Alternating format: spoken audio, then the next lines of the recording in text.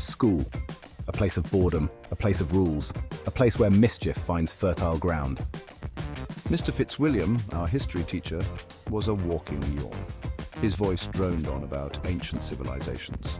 We, the less than enthralled 7th graders, found solace in less than noble pursuits. That day, it was chalk. Ordinary white chalk transformed into a mischievous projectile. I aimed, I threw, the satisfying thud of chalk hitting its mark. Laughter erupted. And Mr. Fitzwilliam, oblivious, continued his monotonous lecture. His back, however, told a different story. A stark white silhouette of the projectile adorned his tweed jacket. My laughter died in my throat as Mr. Fitzwilliam turned, eyes blazing. He had seen. My stomach churned. Detention. The walk home was long. Each step was heavy with guilt and dread. How could I explain this to my father? He, who believed in honesty, in integrity, in taking responsibility for one's actions. The weight of my deceit pressed down on me. My father sat in his study, the scent of old books and pipe tobacco filling the air. He looked up as I entered, his eyes questioning. The words caught in my throat, refusing to come out. Shame washed over me. Finally, I confessed. My voice was barely a whisper, but the words hung heavy in the silence of the study. My father's disappointment was palpable, a heavy cloak that suffocated me. Disappointment didn't quite capture the look on my father's face. It was more like his soul itself was cringing. He always said that while grades were important, character was paramount. And there I stood, a walking, talking testament to my lack of it. The punishment, whatever it may be, was almost inconsequential. It was the look in my father's eyes that truly stung. School the next day was even worse. The news of my detention spread like wildfire, making me the target of whispers and snickers. And then there were the bullies. They found me, as they always did, their laughter echoing in the hallway, words, sharp and cruel, cut deeper than any blade. I ran. I ran until my lungs burned and my legs screamed for mercy. I found myself at the edge of town, near the old train tracks. The rusty rails, a symbol of a bygone era, offered a strange sense of comfort.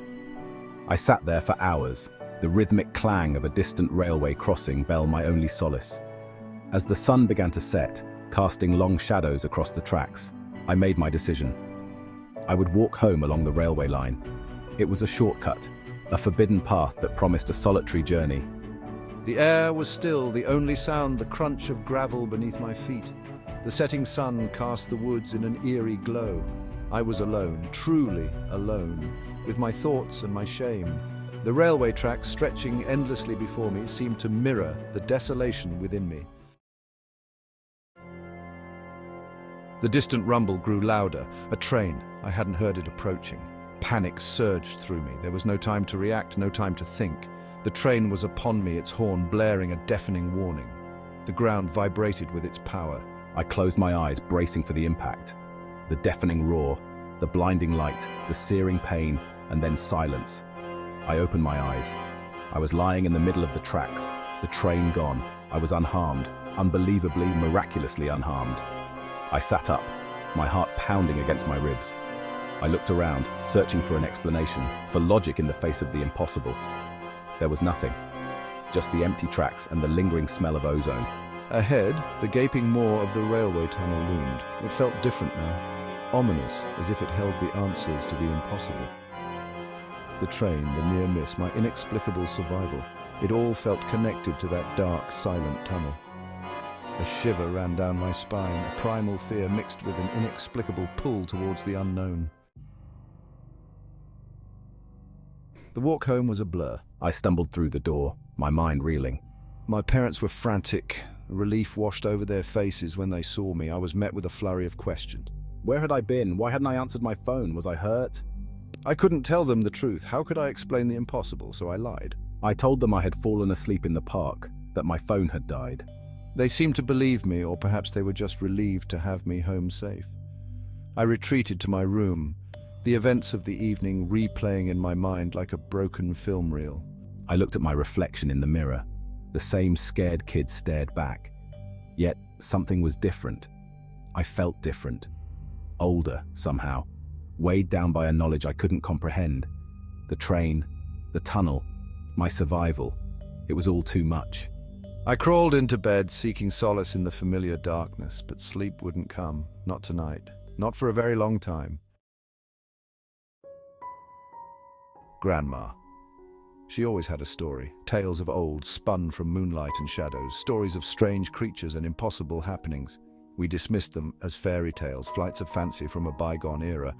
Now I wasn't so sure. I sought her out, drawn to her wisdom like a moth to a flame. I needed answers, and she, I hoped, held the key. She listened patiently as I recounted the events of that day. The train, the tunnel, the inexplicable survival. Her eyes, usually twinkling with mirth, were serious now, filled with a strange knowing. When I finished, she took my hand, her touch surprisingly strong. She spoke of our lineage, of a distant ancestor who had been touched by something different, something that defied explanation. Some folks, she said, her voice a low whisper, are just built different, stronger, tougher, like they've got a guardian angel watching over them. Or maybe, she added, her eyes twinkling again, something else entirely. The days that followed were a whirlwind of confusion and fear. Grandma's words echoed in my mind, fueling my anxieties. Could it be true? Was I different? I started testing the boundaries, pushing my limits. Small things at first, holding my breath longer than I should, exposing myself to the elements. Each test confirmed what I desperately wished to deny. I was invincible. The realization hit me with the force of a freight train. I was immortal. The word echoed in my mind, a terrifying and exhilarating truth. I was unbound by the limitations of mortality, free from the shackles of time, but with this freedom came a terrible weight, the weight of forever. My reflection stared back at me, a stranger in a familiar guise. The fear in his eyes mirrored my own. The weight of eternity pressed down on me, suffocating me. I was a boy trapped in a life sentence of existence, forever tethered to a world that would inevitably move on without me. The world continued to spin, oblivious to my internal turmoil. Friends grew up, moved on, their lives unfolding in a linear progression that I was now excluded from. I remained frozen in time, a solitary observer in a world that was constantly changing. The loneliness was crushing. I tried to adapt, to find my place in this strange new reality. I immersed myself in my studies, excelling in subjects that once bored me. I traveled the world, experiencing different cultures, witnessing the ebb and flow of history. But it was all a distraction, a futile attempt to outrun the inescapable truth. I was alone, always alone. I watched the seasons turn, the years melt into decades, then centuries. I saw empires rise and fall, witnessed wars and famines, experienced both the best and worst of humanity. Through it all, I remained unchanged, a solitary, silent observer, forever on the periphery of life, never truly a part of it. The centuries brought knowledge, wisdom gleaned from lifetimes of experience. I learned the secrets of the universe, the mysteries of life and death, but knowledge, I discovered, was a double-edged sword. With each startling revelation came a deeper understanding of my own isolation. I saw the patterns of history repeat themselves, the same mistakes made over and over again. I saw the best and worst of humanity, the capacity for both great love and unimaginable cruelty. And through it all, I felt a growing sense of detachment, a weariness that settled deep in my soul. I became a recluse, withdrawing from the world, seeking solace in the company of books and ancient texts. I wandered the earth, a silent observer, a keeper of forgotten lore. I was a repository of knowledge, a living library of history. And yet I felt empty. The burden of immortality, I realized, was not just living forever, but remembering it all. The centuries blurred into a tapestry of experiences, a kaleidoscope of faces and places. I searched for answers, for meaning in my unending existence. I consulted oracles, sought out mystics, delved into ancient texts. But the answers remained elusive. I found solace in unexpected places, in the laughter of children, the ephemeral beauty of a sunset, the simple act of kindness from a stranger. I learned to appreciate the fleeting moments, the precious fragility of life. I realized that true meaning, true happiness, lay not in the pursuit of immortality, but in cherishing the time we are given. The graveyard was a place of peace, a stark reminder of the impermanence of life. I found myself drawn to these places of rest, these silent cities of stone. The inscriptions on the headstones told stories of lives lived, loves lost, and dreams fulfilled. They were a testament to the beauty and brevity of the human experience. Immortality. A gift or a curse, a question I had grappled with for centuries. There were times when I embraced my fate, reveling in the endless possibilities it offered, but there were also times when the weight of forever threatened to crush me, when the loneliness was unbearable. I learned to live in the moment, to appreciate the small joys that life offered. I found purpose in helping others, in using my knowledge and experience to make a difference in the world.